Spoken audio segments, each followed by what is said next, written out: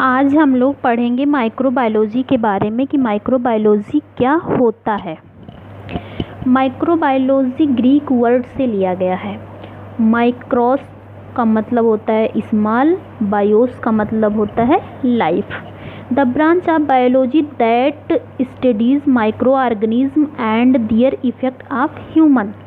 वह ब्रांच जिसके अंतर्गत हम माइक्रो ऑर्गेनिज्म का अध्ययन करते हैं जो कि ह्यूमन पर इफ़ेक्ट करता है। The study of organism that are usually too small to be seen with the naked eye requires a microscope.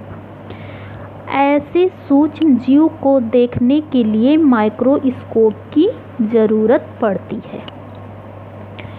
Include bacteria, algae, protozoa, fungi, parasite, warms, virus. Algae हुआ, बैक्टीरिया हुआ, protozoa हुआ, fungi हुआ, parasite हुआ, warms हुआ, virus हुआ, इन सबको microscope की मदद से देखा जाता है। इसमें यह भी जाना जाता है कि माइक्रो ऑर्गेनिज्म होते हैं वह क्या होते हैं, इनका क्लासिफिकेशन कैसा होता है। अब हम माइक्रो ऑर्गेनिज्म के बारे में जानेंगे कि माइक्रो ऑर्गेनिज्म क्या होते हैं। तो माइक्रो ऑर्गेनिज्म जो ग्रीक वर्ड से लिया गया है, माइक्रोस, माइक्रोस का मतलब होता है स्मॉल, अभी मैंने आगे बताया। ऑर्गेनाइज्म मतलब होता है ऑर्गेनिज्म, ऐसे छोटे ऑर्गेनिज्म जिसको हम माइक्रोस्कोप की हेल्प से देख सकते हैं, मतलब कि जिनको हम नग्न आँखों से नहीं देख सकते, माइक्रोस्कोप की सहायता से देख सकते हैं। माइक्रो ऑर्गेनिज्म या यूनिसेलुलर अथवा मल्टी सेलुलर ऑर्गेनिज्म होते हैं। The study of the micro organism is called microbiology. इस शाखा के अंतर्गत हम माइक्रो ऑर्गेनिज्म का अध्ययन करते हैं जिसको माइक्रोबायोलॉजी कहते हैं। देयर आर माइक्रो ऑर्गेनिज्म, ऐसे micro organism bacteria, Archie, plankton क्या हैं, ये सब माइक्रो ऑर्गेनिज्म हैं। Classification of bacteria. बैक्टीरिया का क्लासिफिकेशन क्या होता है, हम लोग बैक्टीरिया को कितनी कैटेगरी में डिवाइड करते हैं। अब हम लोग पढ़ेंगे कि बैक्टीरिया का क्लासिफिकेशन क्या होता है। Taxonomic is the science that deals with the logical arrangement of living into categorize. इनको कितनी कैटेगरी में डिवाइड किया गया है। The first to group all microorganisms and categorize them as either plant and animal by Aristotle 4th century BC। वो plant हो सकते हैं, एनिमल भी हो सकते हैं। अरिस्टोटल 4th सेंचुरी BC ने कहा था। उन्होंने क्या कहा था कि ये प्लांट भी हो सकते हैं और एनिमल भी हो सकते हैं।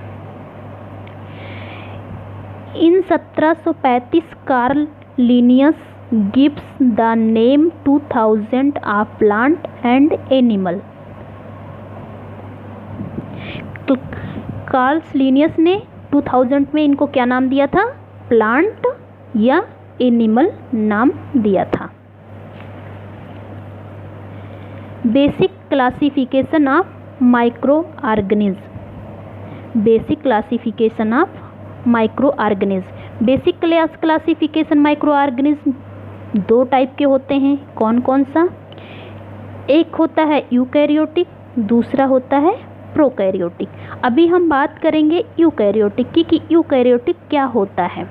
यूकैरियोटिक ग्रीक वर्ड से लिया गया है। यू का मतलब होता है गुड अथवा ट्रू, कैरियन का मतलब होता है न्यूक्लियस।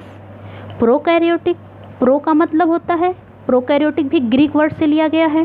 प्रो का मतलब होता है प्रिमिटिव, कैरियन का मतलब होता है न्यूक्लियस। अभी हम पढ़ेंगे यूकैरियोटिक। यूकैरियोटिक जो होते हैं वो लार्ज इन साइज, साइज में लंबे होते हैं। प्रोकैरियोटिक स्मॉल इन साइज में छोटे होते हैं। यूकैरियोटिक माइटोकॉन्ड्रिया प्रेजेंट, यूकैरियोटिक में माइटोकॉन्ड्रिया प्रेजेंट होती है। प्रोकैरियोटिक माइटोकॉन्ड्रिया एब्सेंट, प्रोकैरियोटिक में माइटोकॉन्ड्रिया एब्सेंट होती है। यूकैरियोटिक के एग्जाम्पल हैं एल्गी, प्रोटोजोआ, फंगी, ये सब किसके एग्जाम्पल हैं? यूकैरियोटिक के। और प्रोकैरियोटिक के एग्जाम्पल क्या हैं? बैक्टीरिया हो गया, माइकोप्लाज्म हो गया, ब्लू ग्रीन एल्गी हो गई, ये सब किसके एग्जाम्पल हैं? प्रोकैरियोटिक के। यूकैरियोटिक में हम लोग एक और एग्जाम्पल दे सकते हैं, जैसे एनिमल एंड प्लांट सेल। अब हम लोग बात करेंगे क्लासिफिकेशन ऑफ बैक्टीरिया। बैक्टीरिया का क्लासिफिकेशन क्या होता है?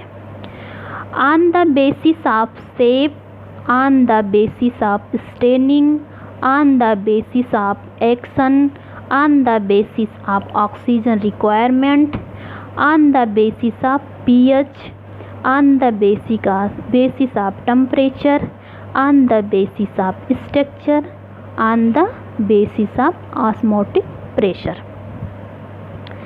जो बैक्टीरिया का क्लासिफिकेशन किया गया है, सबसे पहले शेप के आधार पर किया गया कि बैक्टीरिया का शेप क्या होता है, बैक्टीरिया की साइज़ क्या होती है, उसकी स्टेनिंग टेक्नोलॉजी कैसी होती है, वह एक्शन कैसा करता है, और ऑक्सीजन का रिक्वायरमेंट क्या होता है, उसका पीएच क्या होता है, और बैक्टीरिया का टेम्परेचर क्या होता है। Thank you.